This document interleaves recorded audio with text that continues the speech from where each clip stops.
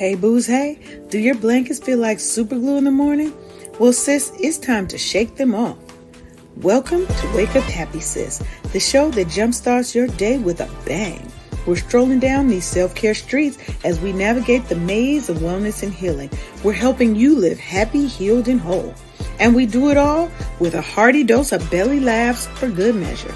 Stay tuned and get ready to wake up happy, sis.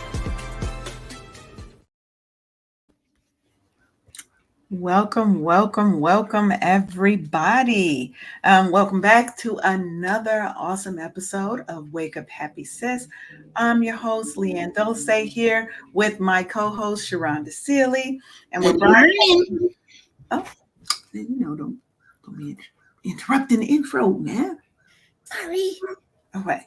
We are broadcasting on KCCR Cityscape Radio, and we're here to change the narrative for our people because we're making sure that we are telling our stories our way. So today we're talking about something that's really, it's a really important topic in our community. We're talking about suicide prevention and mental health. And just recently, it just seems like I've been dealing with a lot of losses in my life and friends who are having losses in their life from suicide or other mental health issues. And so we want to make sure that we are giving you some resources, that we're giving you some tips and just our own unique experiences around this area so that hopefully if you or somebody that you know is in crisis, that you can help them, right? That you can do as much as you can do to help them through it, to help them get the help that they need. Okay. Today, I want to welcome our guest. Her name is Maci J. Welcome to the stage. Welcome. How are you doing today? I'm feeling excited, refreshed. I'm just so excited to be here. Thank you for having me. Yes, thank you for being here. Why don't you start by just kind of telling the people who you are and what you do? Okay.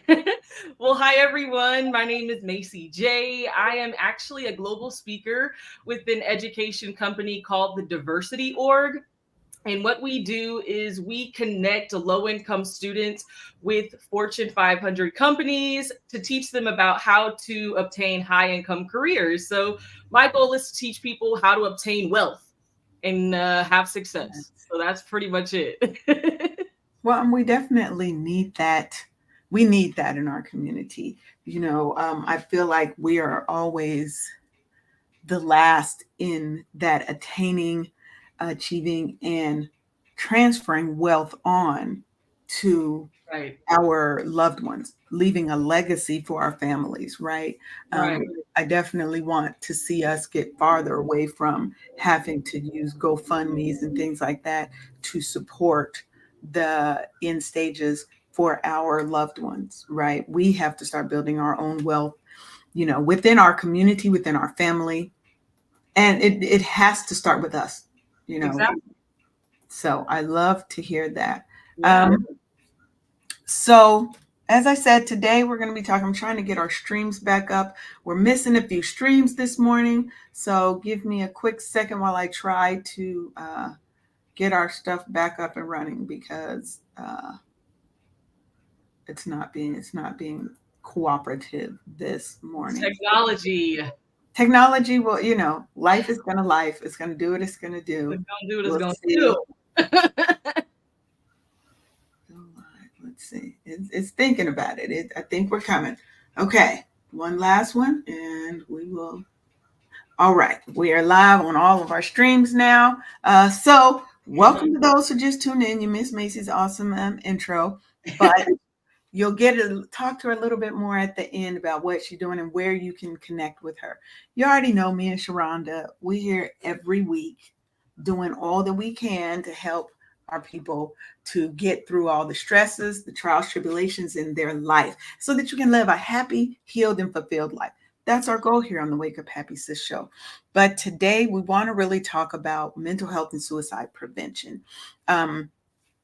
It's a significant issue that's affecting our community. I think now you'll be hard pressed to find somebody who doesn't know or have somebody in their family who's suffering from mental illness, and or someone who has attempted suicide or been successful with it.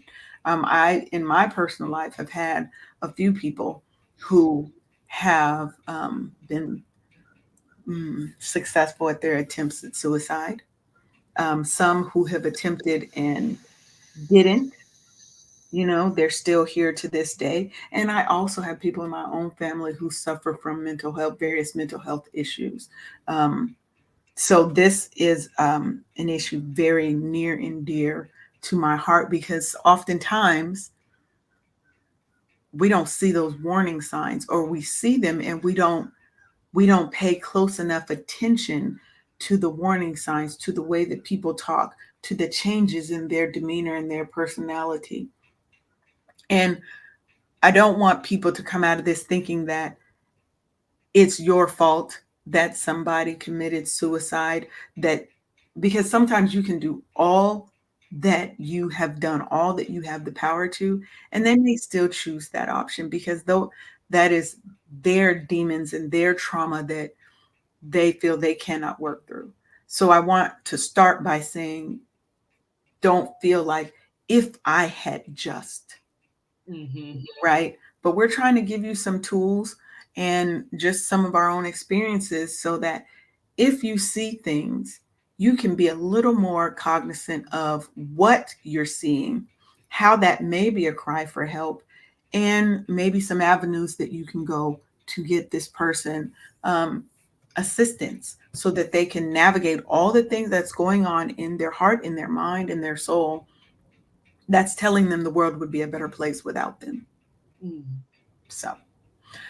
So one of the things that what I was looking at by the CDC says that among young Black women ages 15 to 24, suicide is the third leading cause of death.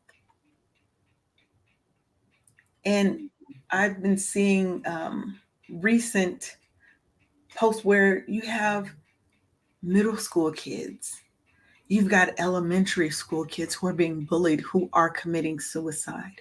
And that breaks my heart, that these are the things that we're dealing with. Um, so let's talk a little bit about, why do you guys think it's essential that we actually talk about mental health and suicide prevention? Mm. Sharonda, do you want to take it? I noticed that's what your statistic says, but signs are not always outward. It's my best friend from high. Leanne is always in my life, and she always You pushing know, sticky this shit around. And here we go. So it's not always the outward signs. My best friend from high school was on track to be the number one student. Uh, he was always like Leanne, just kicking shit around and just keeping me on my toes and things of that nature. And he went away to fam, and I went away to the army. He was the militant one, like, why you going to work for the man and all of this kind of, I'm like, dude, you're built for college, I'm not. And so he went away to fam, and I went away to the army, and I got the call that he killed himself. Mm. And for the longest time I felt so, I guess I'm still a little angry with him that it was okay for him to uh put my feet to the fire and always, checking me and all of this kind of stuff. And it was over a damn girl. Mhm. It was over a girl. We graduated in 1990, and I believe it was maybe 1991 or 92. And he couldn't call me. He could not call me to tell me what was going on with what I mean, the smartest kid in the class, and he just Mhm. it was over a damn girl. He was the smartest, the funniest, and he made a joke of it. Like if it was gonna be now there, now that I'm thinking about it, there was the clue. He said if I ever did it, I was gonna be butt naked with my socks on and a gun, and that's how they found him. Mhm. Wow. Well, sometimes we don't know that it's that people are reaching out, and sometimes they don't. Sometimes they don't because they feel like they don't want to be a burden to people. And when something gets in your head that says it would be better for the world if you weren't here, sometimes they don't even have the strength to reach out. And you know what I mean? He Yeah. didn't give me a chance. He didn't to pull him back from the edge like he did for me. Our whole time, our whole life together and stuff. And that's why I'm upset because you did give me the chance. He could have went on to be the best of us, and Mhm. and I'm mad because he didn't get to be a part of my life and my child's life, my everything. And it still hurts after all these years, over 30 years, about 30 years. It's not fair. It's not fair. He took the coward's way out. I'm so all over the place. Like, I miss him. I miss him so much. And just how does that, like when you think of people like Robin Harris, I mean Robin Williams, that the funniest, one of my favorite comedians, and Mhm. he didn't feel worthy enough to get help. Wow. Oh my God. Yeah, I mean it's hard. It's hard when you look at people. I had a friend, and we were friends all through college, uh, and we had not been in as close of touch as I would have liked, but we still kept in touch every couple of months. Check in. And when I got the call that now, literally like 2 months before I had just checked in with him, he was like, "No, everything's great, blah blah blah." And I don't cry a lot, right? I'm not a big crier. I'm an emotional person, but I'm not a big crier. But when they told me that he committed suicide, his wife didn't know. His best friends that he talked to every day didn't know the struggles that he had going on. Sometimes we never know. Sometimes there are little signs that people give, but a lot of times when we're just talking, you see that person as one of the strongest people, and you don't realize that strong people crack too. And we need support. We need ways to manage the stress and the turmoil. And who knows what other kind of mental issues he may have been hiding. And the girl thing was the straw that broke the camel's back. You know what I mean? We never really know what's going on inside somebody else. But the most that I think we can do is try to dispel myths and misconceptions about, suicide, mental health, and try to get rid of the stigma and the misunderstandings that keep people from getting help, that keep people from feeling like they can reach out. Because sometimes when you're used to being the strong person, they don't know how to reach out for help. It is so hard for a strong person to be the one to say, I'm struggling here. I'm one step away from some something. Sometimes you don't even know, right? And so I understand the being mad at him. I do, because when my friend passed, I was so mad at him. Like you took yourself away from me. And that's the part that just, it's the ding, it's the zinger. It's like, how dare you? Like, I was so indignant with, like, I fight with him in the spirit. I'm like, wow, bro, really? That, you, that way, that way. We couldn't have, chewed the fat. We couldn't have got through this. This, all Yeah. things shall pass. It's the smartest guy academically, but dumb as hell when it came to girls.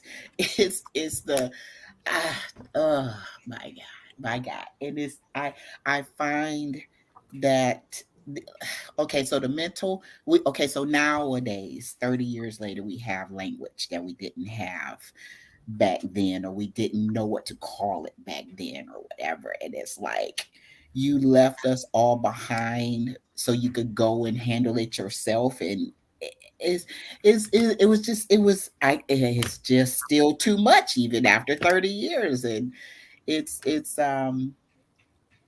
it is something else to be in a headspace like that. The reason why I feel so strongly about this thing, because one of my cousins did it year about almost as long ago, and he had four small kids Mhm. in his basement. They, mm, mm, mm, And it's mm. hard. It's hard to deal with, right? Oh It's my God, just oh my gosh. And Well, it's, what it makes me think of is as much as it hurts us, how much that person themselves had to be hurting, right? How they had to be suffering. I try to take myself out of the situation and really think from the standpoint of how must that person have been feeling that they thought this was the best course of action for them and for other people. Because I know people who have tried to commit suicide, and a lot of times they're just like they don't feel worthy. They're dealing with other traumas that may have come from childhood, may have come from wherever, that just kind of plant those little seeds in your mind that you're not good enough to be here. No one's ever going to love you. oh, the devil is a lie. I hear you. I hear you. You know what I mean? Yeah, and he banks that you will never go and get help, or never be in the company of people that will grab you. Like, no, that's a lie, and I can prove it to you that the devil is a lie. And it's I was even inside my own head this weekend about, I mean, so much so I couldn't sleep until the Lord woke up my husband. And we're like 2:30 in the morning, and we're, chewing the fat about this thing. And he helped me to realize, like, you didn't do anything wrong. And it was my wrong thinking that the Lord, talked to my husband, woke him up out of his sleep, was like, she's uneasy about something. You need, wake up. She needs to talk to you. And I felt so much better. And the weird thing is, I knew the things that he was gonna say, but it was different when he actually said them to me, to be like, this is so much not as bad as you think it is, or it's not that you didn't do anything wrong. But I still felt stress or angst or anxiety, and it just stole my sleep away from me, all for nothing. All Mhm. for nothing. And so I Yeah, wonder, well, you already know what would have happened. Like you don't need any help to help you feel bad about yourself. You don't. right. And the devil tried it. He tried it. Well, And he always going to try it. He definitely tries. What did they say? The devil comes to steal, kill, and destroy. That's he his goal. may kill and destroy. He tries it. Yeah, But when that's his you're not goal. over here by yourself, and you're not over here by yourself, and here come your angels, here come your backbone, here come your guidance, and light gets shed on the darkness, and he flees. And so, We just over here talking. You got to jump in, Macy. You got I'm to. sorry, Macy. I'm sorry. You asked me, and I just ran with it. No, I'm not sorry. Actually, I'm just not even sorry. So, no, like okay, it's your turn. Your turn.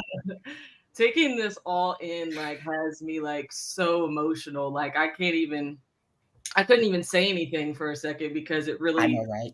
Like, almost brought me to tears because you Mhm. start to oh, we reflect. cried, girl. We cried. Don't. We should have told you not to, a beautiful job on your makeup because you was going to cry it all Listen, okay, like, off. okay, so I'm kind of switching the tables a little bit Mhm. because I feel like I was kind of a person that struggled with like the thoughts of suicide myself. Mhm. And I'll just share a little story. I've never shared this ever publicly. Like, this is my very first time even having the courage to talk about this. Ooh, Um, we girl. Well, We thank heard you we hold but we thank holding you you. for We right holding you. for sharing and feeling comfortable enough with us to share it Absolutely. with us. But yeah. you didn't. Yeah. Okay. So this was 2020. This is now 2023. So it's taken me almost 4 years to kind of get back to myself, get back to the makeup, get back to who I am. But in 2020, I faced a situation where I was a victim in a criminal battery case. Jesus.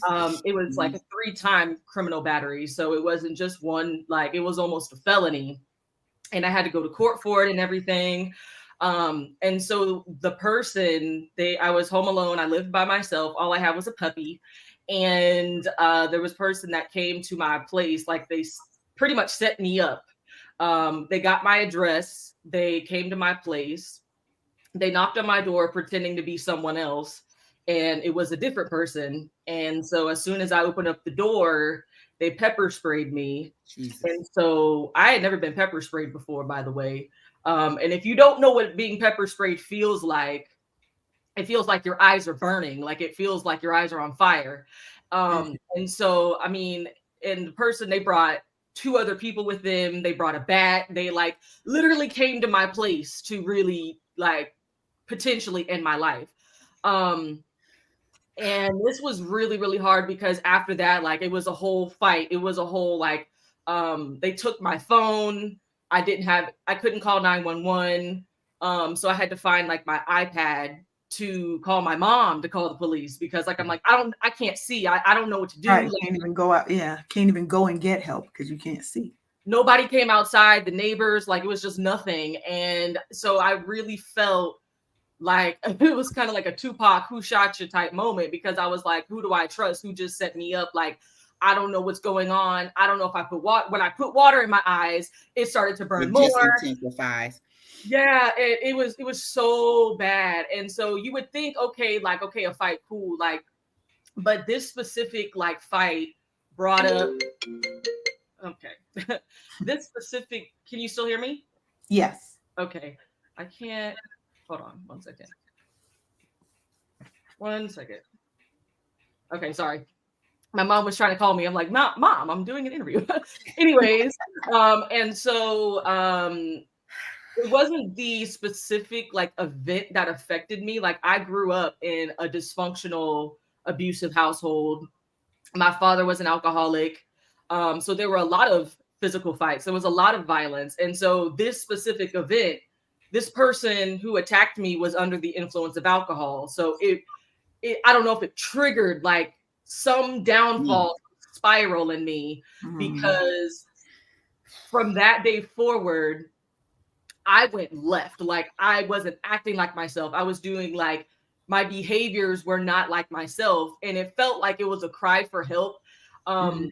I was not like in like faith in any way. Like, I wasn't doing anything like that. I'm like, I don't want to face my feelings. I don't want to go to therapy. I don't want to do any of this. I want to go get a drink. Like, I don't want to live anymore because I can't believe that I just experienced all of this. And when I started to have a little bit of my downfall, there wasn't anybody there for me. Like, I lost all my grandparents. Um, I just felt like I didn't have any guidance. And so that's when I started to have like the disassociation. I started to be like mentally checking out of reality.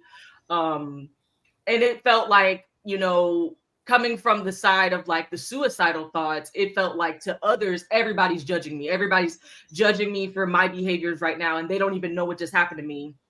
This person could have just killed me, and people are worried about that I just gained weight. Like, like, or they're, oh, she's not acting like herself. She's switched up. She's different. And then I remember I was crying every single night after that. And I was just like, I want revenge. I want to get back. I want to get even. You know what I'm saying? And it was really hard because I had so much resentment in my spirit, because I'm just like, I'm a good person. All I do is show, like, I'm a happy person, as you can see. Like, I'm always happy. But that moment, it was a fracture of like my light. Like, it went black. Like, it was Yeah. just, it was nothing. And in that situation, like, it forced me to go to therapy, because it came with being a victim in the case. It came with some additional therapy, free sessions.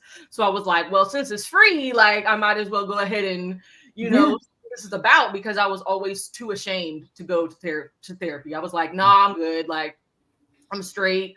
But then I started to feel this mental anguish. That's the best way to put it. It felt like anguish in my heart, because I felt like the hypervigilance was so bad. I could not trust anybody. Like, I didn't want to be around anybody. I felt like everybody was a setup. I couldn't trust my friends. I'm cutting off every person in my life, isolating myself, like, purposely, Yeah. because I don't want to be around anybody. Like, I feel like, I don't know, it was so bad. And like, I remember telling my mom, I'm like, I don't get my purpose of being here. If this is what it feels like to live, I don't want to, because this is the worst thing I've ever experienced in my life. Like, I don't like the environment that I grew up in.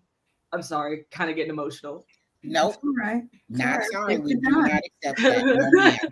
No, Like, take your no, time. and I started to have resentment, like, for just the childhood that I grew up in. It was completely dysfunctional, that I felt like experiencing something like this was normal. And so I didn't want to go to work. I didn't want to, I was like, I'm done. I don't want to do this. And people just thought I was being like lazy. And I'm like, how? In the houseway, like, how am I being lazy when I'm fighting to live? And so that is when, like, I started to actually cry out in prayer. Like, I actually was like, God, like, you know, the only thing my grandma taught me was how to pray. That was like, I didn't go to church as much as I wanted to growing up. Like, there wasn't established faith right there, but my grandma always taught me, just, you know, pray. So I'm like, well, this is the only thing I got. I don't have Yeah. anything else. And so, but you had to, basically, there was a waiting list before you went into therapy. So I had to wait like 6 months after the case happened, after the attack happened. And so, like, in that process, I'm spiraling. I'm like, I'm like, God, like, please help me. I don't want to live. I don't want to do this. I don't get why I felt like I had to go through so much more Mm-hmm. Yep. than all of my peers, you know? And it felt like I was really, really alone just during that time. When I go back and I think about how hard it was for me. Hug that little girl right. right next to him, Maci. Mm-hmm. It's all right. That's why I say it's so hard to talk about this, because it's like, it brings me back, because I was so alone, and it brings me to tears every time I hear about it or I talk about it. Whew. I know I shouldn't cry, but it just got to happen. Who said? No, you Who should said? cry. But it's hard to talk about. But I know that God had me go through that so that I can help other people. Yes, ma'am. You know, who have faced something like this, who have actually physically had to fight. Like, you know, Yeah. the fight came to the door. So what was sent to destroy me was a setup. No So weapon. other No people. weapon. It was like, and so that's why I have this fire in the background, because I call myself the fireball personality. And I was like, I was out for years. And, you know, I was like, if I'm going to come back, I'm coming back with all that fire that was burning in my eyes. I'm coming back with that same fire. That's right. I'm going to turn it. He going to use whatever Oh my for God. his glory. He's going to use whoever and whatever to glorify him. And sometimes I find in my life, and it's you know, you've been taught, you're a praying woman, you've been taught that, you know, you got to go through to get to. And it's, I mean, you're not going to like how it happens. You don't get to choose how it happens. The only thing you get to choose is your reaction to it. Right.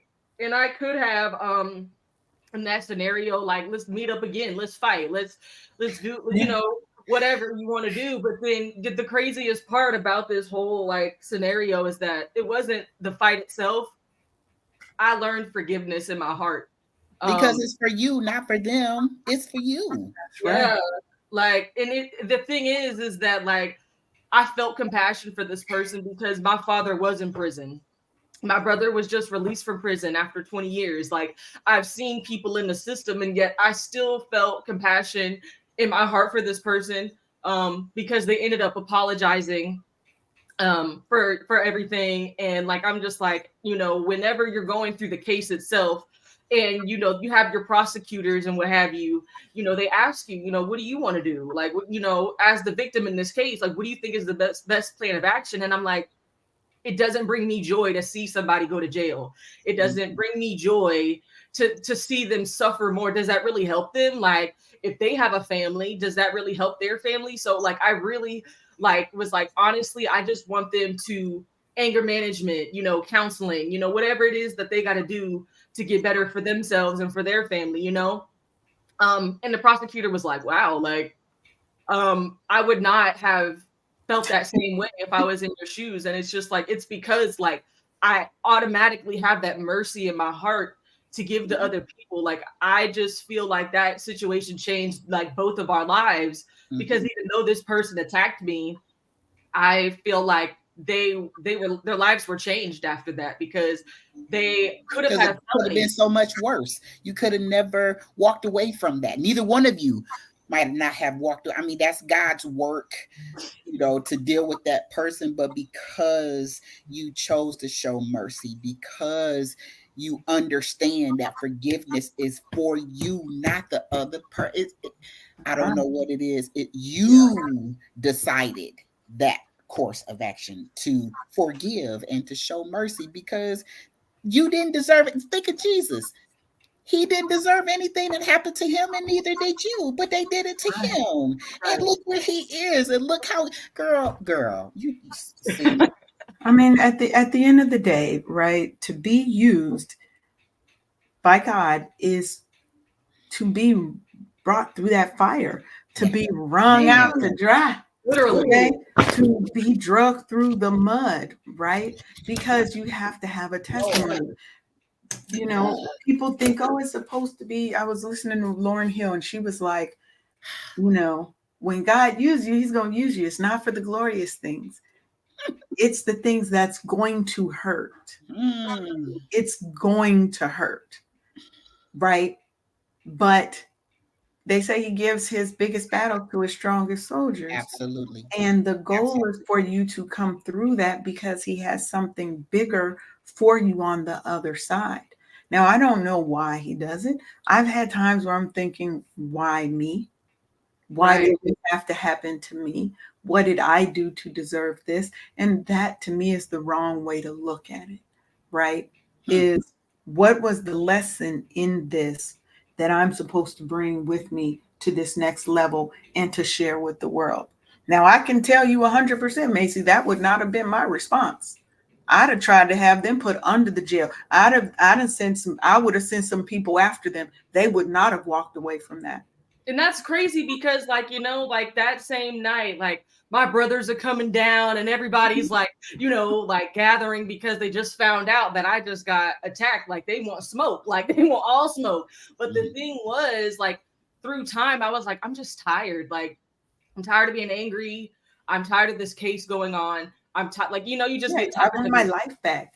You want your Yeah. life back. And I understand, and I can see how something like that would make you feel like I'm alone. I have nobody.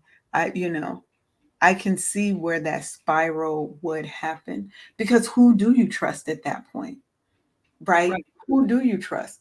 Whoever it was is somebody who knew where I live. They know I live alone. So it's somebody in my inner circle that sent these people to try to kill me because that was a death attempt. That was They a were serious. trying to kill you. That was a setup. That would Yeah. shake me to the core, but I'm petty. I'm super petty. And God knows that, and He loves me in spite of me being petty. I The revenge would have been there. I'd have been plotting. Don't think I ain't been watching all these murder mystery movies. I know how to move. I know how to move. I know how to move some things. Okay, I've been watching all of the shows. Okay, Yeah, yeah. I know what they did wrong. I be calling it out. Ooh, such and such did it. This is how I would have. And people think there's something wrong with you for that. No, No, it's just like I feel like it's it's real human feelings because you're real like, emotion. you don't. I want you to feel what I feel, like pretty much, like But this that's the pain. hurt people mentality. And that's the mentality we don't want to have. Because if all you're doing is giving back exactly what is given to you, there can be no resolution, there can be no peace, and there really can't be any healing, right? You can't heal when you're angry. It just keeps going. It keeps it going, and you're living in that moment. I don't want to live in those moments. Now, me, I may joke around. I am super petty though. I really am. But my goal is never to hurt somebody else Right. intentionally. Now, some people deserve to be hurt. Period. You mess with little kids, you mess with babies and dogs and stuff like that, animals, you deserve to be hurt. But my goal is never to hurt somebody. It's for me to look inward and see how I can be better. What did I do that may have caused this? And sometimes it's nothing. Sometimes it is that other person's insecurities. It's their fear, it's their self-hate that they're putting on you. And I want people who may be going through challenges to understand it's not you. Do not take somebody else's agenda for your life and make it your agenda for your life. We have to get, what do we call it, like thick skin, because people are always going to come at you. Somebody's always going to hate you. And I really applaud you for being like, I want them to get help. Because I would have said, I want them under the fucking jail. But that would have been my pain speaking. That was Right? my initial reaction. Mhm. Under the Yeah. jail, please. Hmm. How Under. have you healed, Maci? Huh? How have you healed you today, Oh, wait, 2023? before we do that, we got to do a little station identification. And then we're going to come back and we are going to learn how you took all of that pain and hurt and was able to turn it around for yourself so that you can be here today. So, learn a little bit about our Brownstone Worldwide cruise that we got coming up in 2024. Ready to swap your daily grind for some ocean waves and sunshine? Then join Brownstone Worldwide for the ultimate neighbors retreat aboard Celebrity Cruises. From July 21st through the 27th of 2024, get ready to make waves and unforgettable memories. Our all-inclusive package features plush rooms, drinks on us, complimentary Wi-Fi, and yes, even tips are taken care of. Bask in live entertainment, exciting contests, and be a part of the live tapings of Brownstone podcast shows. Venture beyond the ship with shore excursions to the stunning Key West, Bimini, Bahamas, and Georgetown, Grand Cayman. But here's the catch. These rooms are selling out like hotcakes right now. So don't miss the chance to rub elbows with your favorite Brownstone Air personalities and meet your neighbors in an unforgettable setting. So what are you waiting for? Secure your spot on this epic journey today. All right, now go back to what you were asking, Sharonda. So, Maci 2023 and Maci 2020. How have you bridged the gap? How have you rolled like Phoenix? That fire also signifies Phoenix to me. Right. How did you rise from the ashes to become Maci 2023? Oh, I had to completely heal from the ground up. Um, when I went to therapy, that was just the first layer. I started to try to address my anger towards my father, my anger towards my mom, just anger towards childhood. Started there. Then I was like, I need something more. I need something more than therapy, something spiritual, because I felt like my soul was still kind of crying out. So then I started reading the Bible more. I'm not gonna lie. I started to pray more. learning about my own gifts, because like I started to awaken prophetically about like God started to show me things in my dreams. So I started to realize, okay, so what's my anointing? What okay, Yes. you know, you're getting more dreams about things. I started to dream about things from the Bible before I read the Bible. I'm like, okay, this ain't making sense. I need to talk to somebody. So then I started to ask my pastor. I was like, do you know what this means? Because I'm getting these dreams and it's weird. Like, I don't know what's going on. So he was like, okay, go to this book. So then I started to look at Joseph in the Bible. And Joseph was like someone who I aligned with, like spot on. And I started to realize, okay, so there's similarities in our lives. And so it started to go from like woe is me to like, hold on. It was like it kind of caught my attention that there's something important here. Everything is happening for a reason, every detail. And so then I started to think about the details of that night. Like I had a yellow shirt on when I was attacked. There was red blood on my shirt. And so I thought about the colors of a flame. I had yellow, red, and red plus yellow is orange. So I was like, okay, flame, fire, fire. And I started to get hungry to help other people, because I'm like, now that I'm healed, I want to help other people be healed too, because it cannot just be me. Like I can't just be healed and I'm fine and everybody else, y'all got it. Like, so then I started to, okay, so how will I be able to help people? Like I've always loved to communicate. I used to do pageants, you know, I still love to do pageants, by the way. But I had to take a break from all my passions for like several years, because I'm like, I can't do anything until I'm healed, because my mind Yeah. is not right. And so I'm like, okay, I want to be a speaker, but like I want to speak with something that has depth, like something that means something. So I was praying to God, okay, wisdom is what I need to help. Like I'm like, I'm weak. I can barely talk about this, you know, from 2020 to now. It every time I talked about it, I would cry. Still, obviously, when I talk about it, I start to kind of cry. But it's got every time I talk about it, I get stronger. So I realized that I am definitely a Joseph. My grandfather's name was Joseph. And I had a dream earlier this year. It was like just to paint a picture of the dream, it was a setup like a funeral, and he was in the casket. He passed away when I was 10, by the way. So it was a setup. He was in the casket and I'm just standing there, and as they're setting up for the funeral, he sits up in his casket and he stares directly at me and he points at me, and I was like, I don't think I'm supposed to be here in the dream. And so it was a light bulb moment for me that you're about to resurrect and it's about to get active. Like it's about to get real. And I started to feel this flame. Like I don't even know how to describe it. I'm so hungry to You're doing help. pretty good. You're doing pretty good. Right.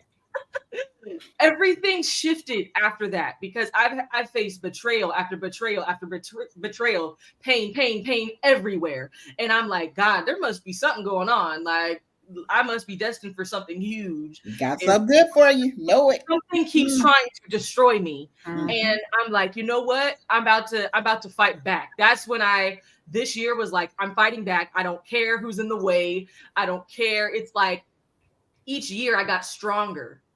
And then this year is when I fought back. And when you fight back, it's like, give me back my confidence, give me back my strength, like give me back Everything you everything you stole, I stole. want it back. Yes. I want my stuff.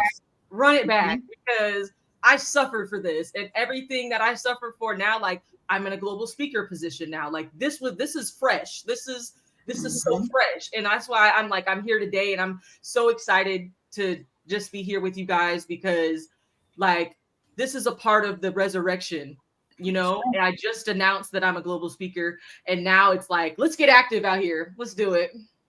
Yeah. As you said, it, you gotta be it. You've got to live it, you've got to be it, right? But I want to take a step back because I want to make sure that what we're sharing here also includes some things for people who may be wondering, okay, if I start to see some things, right? Mm. How do I know it's a warning sign? It's a cry for help, right? So some of the warning signs that I would say, if you're seeing these in your otherwise happy go lucky very positive kind of person, then you might want to just check in with them. I'm not saying that means they're trying to kill themselves, but check in with them to see that they're okay. Do they all of a sudden have feelings of hopelessness? And that is their kind of speech. That's the way that they're speaking. So you're noticing radical shifts in their mannerisms, in their routine. They're used to be so very active and now they're not, right? They're starting to kind of shrink away from everybody, right? They're kind of isolating themselves. They have feelings of being trapped or unbearable pain, right? And they may, and sometimes they don't show you these things. You may just see little glimpses of things, right? But again, withdrawing from activities or people, if they're starting to talk, how do you say it? Like they're talking like, I've always appreciated you and loved you. I just want you to know da da da da da da da. Right? Sometimes when they start talking like that, as if they're not going to be there to say these things to you or to have these experiences with you, um, it's not just like, good job, man. It's like, you know what? I've always really, really admired you for blah blah blah. I just want you to know that, make sure you tell, like, why can't you tell them yourself, right?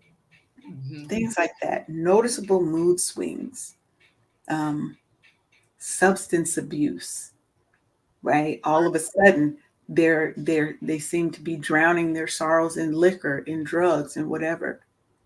Or people who then strike out and become overly aggressive too, right? These are all signs that somebody may be screaming out, I need help. I might be spiraling and I don't know how to stop it. I don't know how to get out of it, right? Yeah.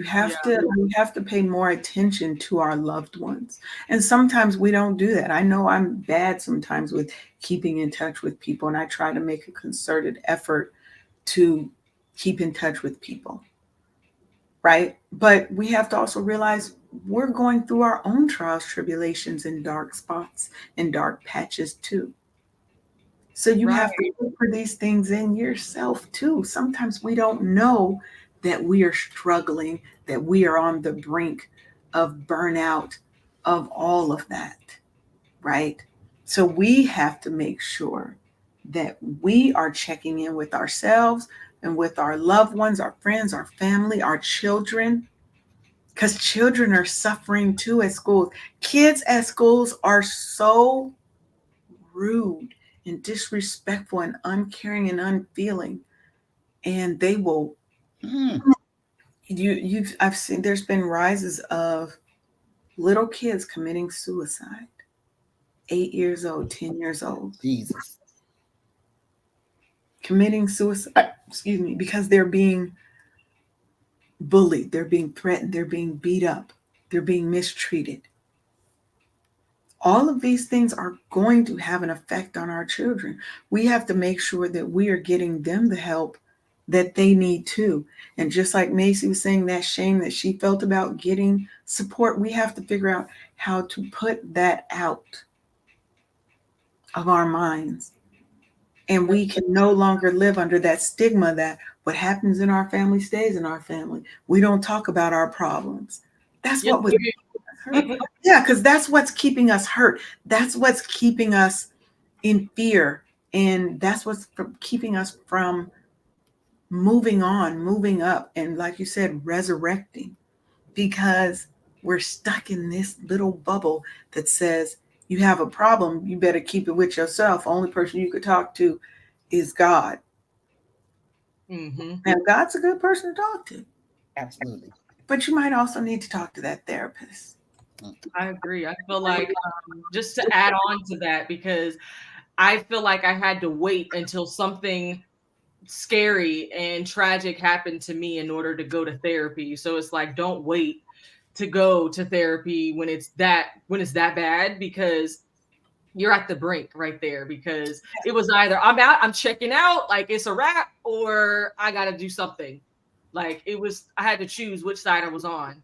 And I was like, well, this is going to sound kind of funny. I was like, well, I'm too scared to do anything. Like it was just the ideas, but I was like, I bet you that would be painful. So I probably shouldn't do it. Like that was kind of what talked me out of it every time. Cause I'm like, yeah, that'll probably hurt.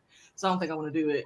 So don't wait until it's that tragic and you're faced with a life-threatening situation.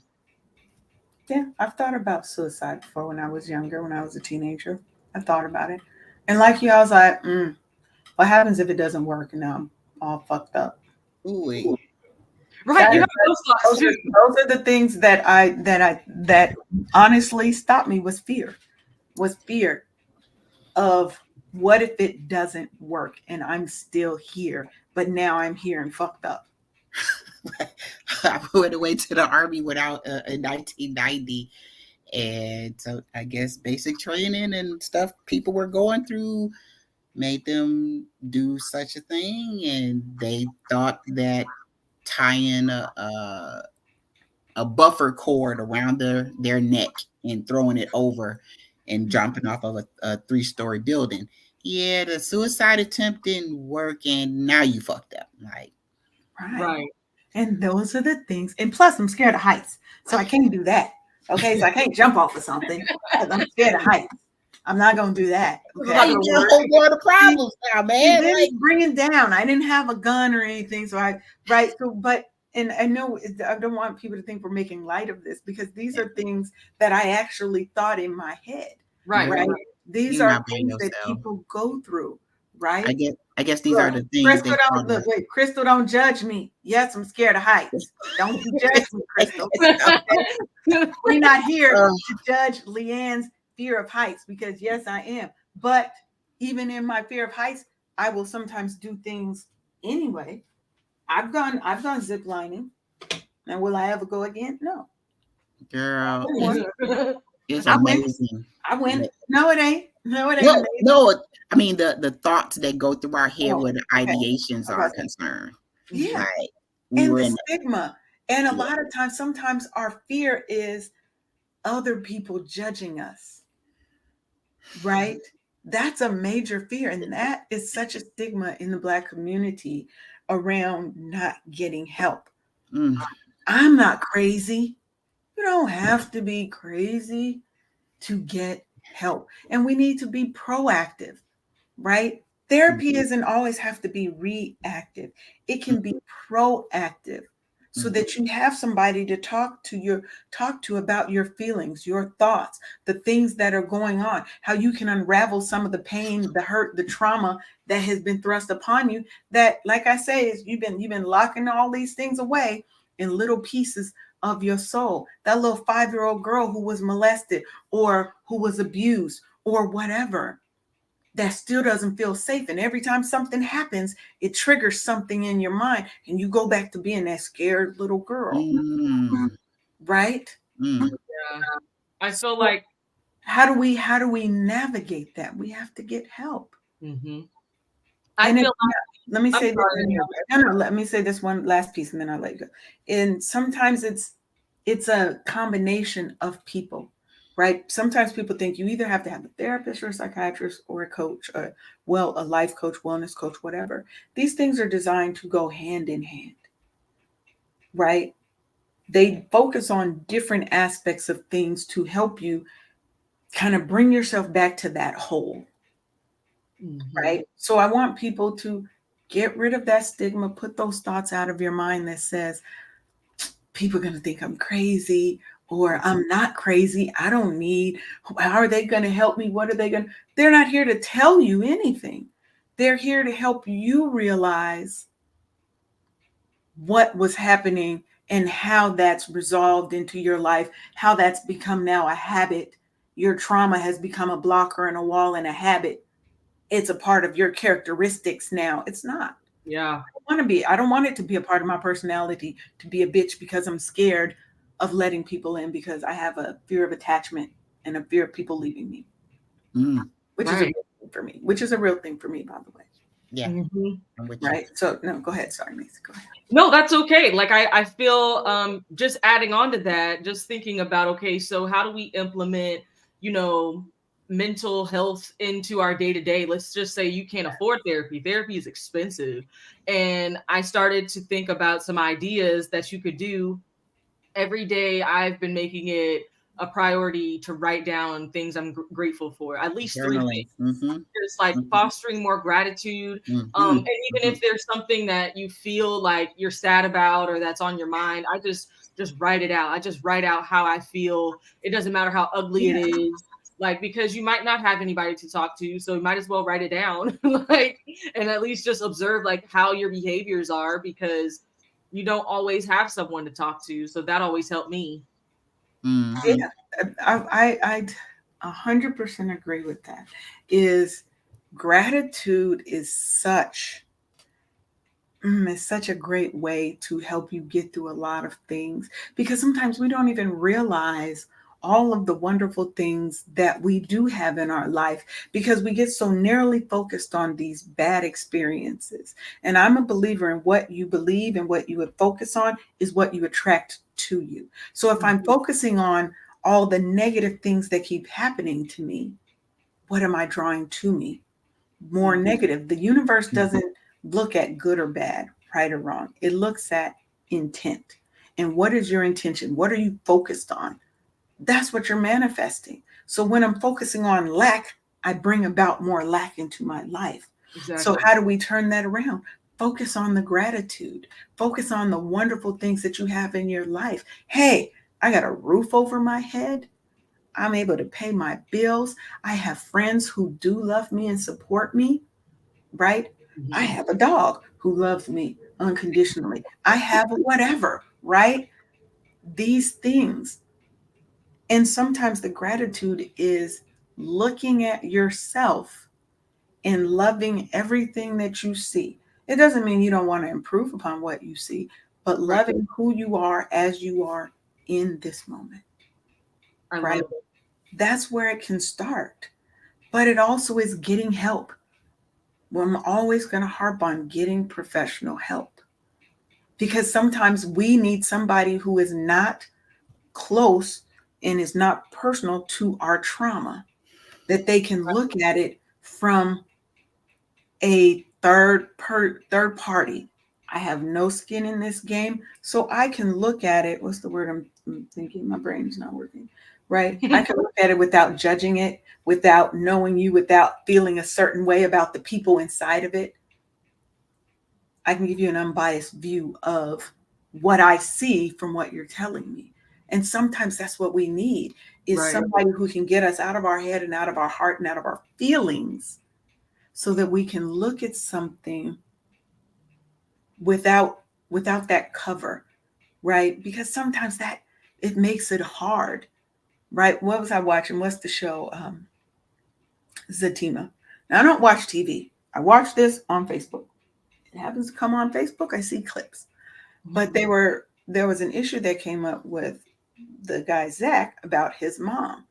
She was a very big trauma part of his life. But if you said anything about his mama, he went off. It was an Mhm. immediate trigger,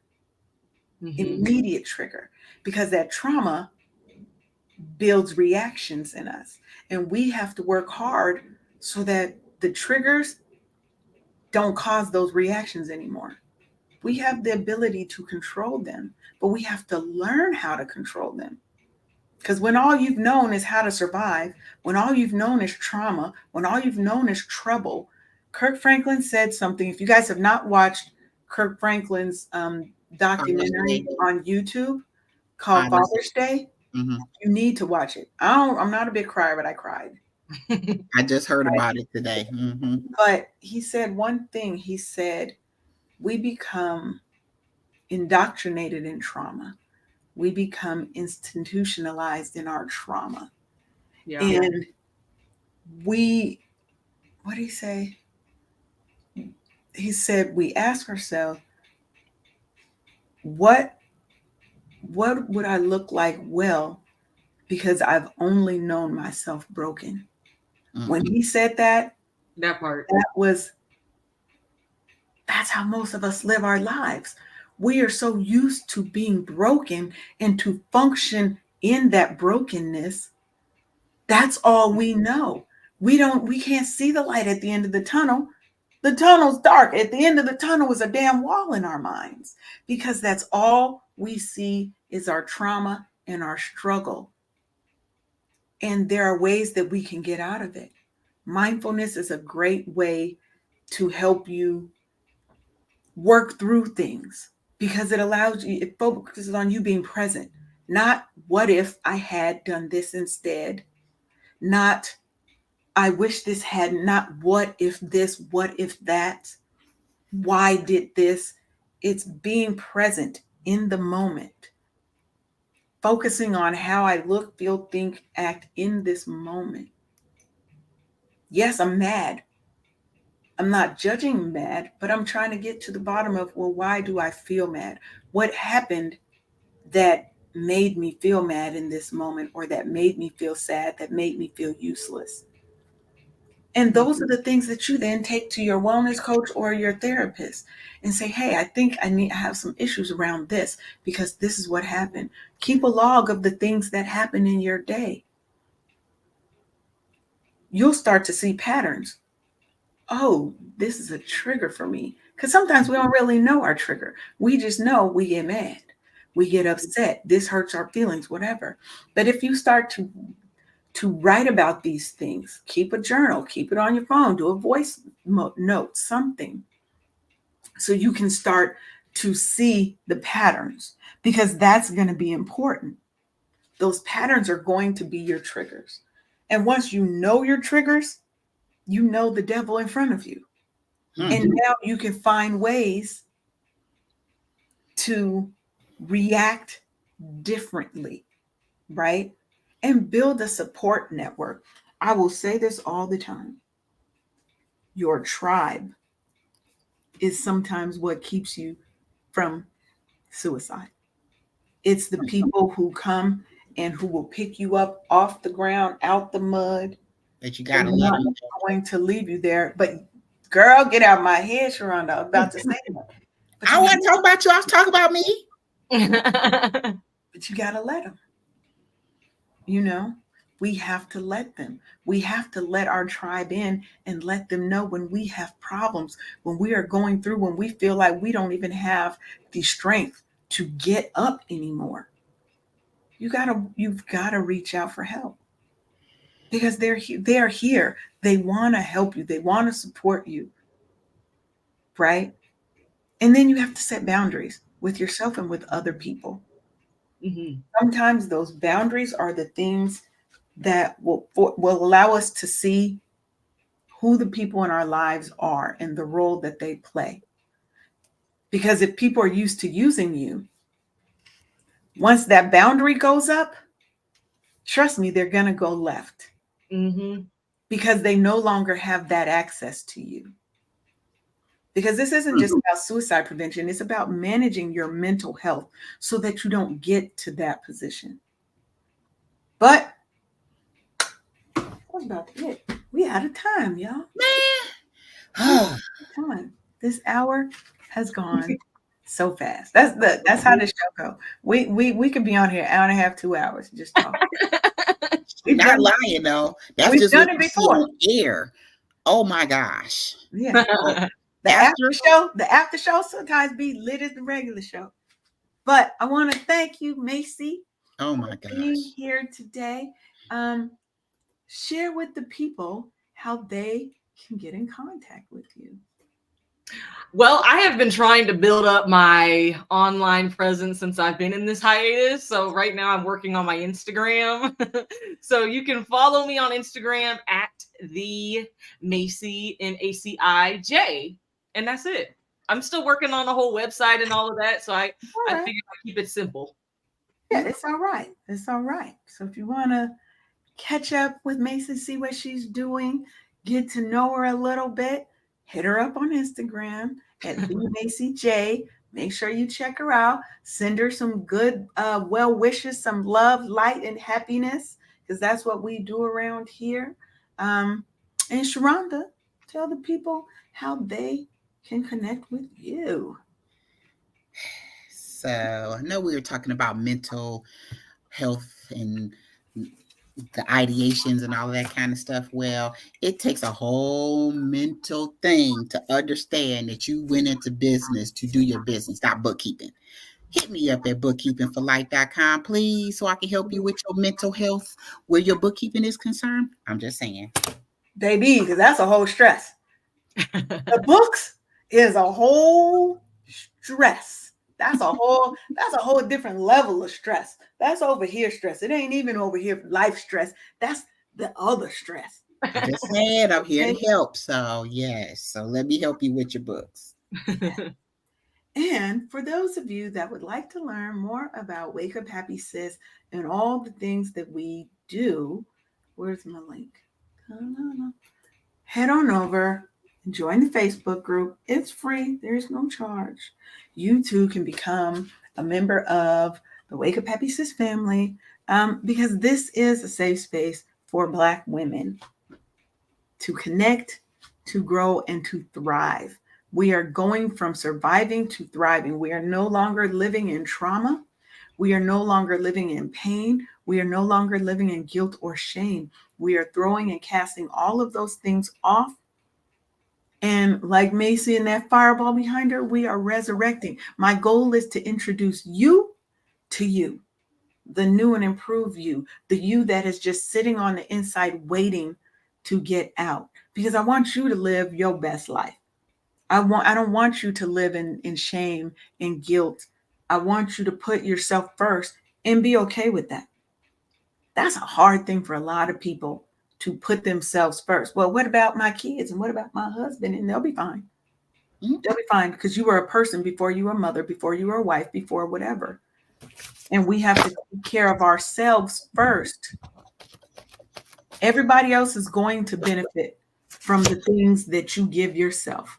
When you are able to live happy, healed, and fulfilled, I don't believe in the concept of whole because life is a journey. You are never at the end. Healing is a journey. There is always something that can trigger you back into that trauma, but your healing is what helps you not stay in it, not be consumed in it, right? Oh shit, this is, I feel this, whatever. But now you have tools to get yourself back out of it, right? So, want to thank y'all for coming. What's our next show? What are we talking about next week? We're coming up on the end of the season. So, next week, we're going to be talking about aging gracefully, redefining what it means to grow older as a Black woman. Because as you guys know, Black don't crack. Generally, My I've mind seen again. some cracked Blackness, but that's because they had other things going on. But generally, Black don't crack. Okay, we look good, but we want to make sure that we're growing old gracefully. So make sure you come back here on Monday, 10 a.m. Eastern. Tune in, join us, and hopefully Maci, you'll decide to come on back and do another episode with us. You're welcome to come back anytime. And anything else you guys like to say before we head on out? Every day is different. Every show is different. Next time you come on, Maci, it's gonna be about something different. So today was quite heavy. I almost didn't make it, but the Lord said, "Keep on, keep on." But you need to show up today because what you got is gonna help somebody else because we are the test for somebody else's testimony. Man, girl, you better say that. Where my fan? That was a clack moment right there, baby. That was a clack moment right there. I think just to add on to that is just thank you for having me. This was really, really nice. It was really liberating to finally share some things that I have been waiting to share for so long. And I'm just glad I had a safe space to do so. And I'm ready to be back whenever. So okay, then. Come on back to get you some of this goodness, ma'am. I am ready. Yes, you are definitely welcome to come back to any show. We will contact you, make sure that happens. So, y'all, look, half the day you're meant to have because I believe you have control over that. Not what happens to you, but how you respond to it. Make it your day. We will see y'all next Monday. See you later. Thank you for tuning in for another episode of Wake Up Happy Sis on KCCR The Brownstone.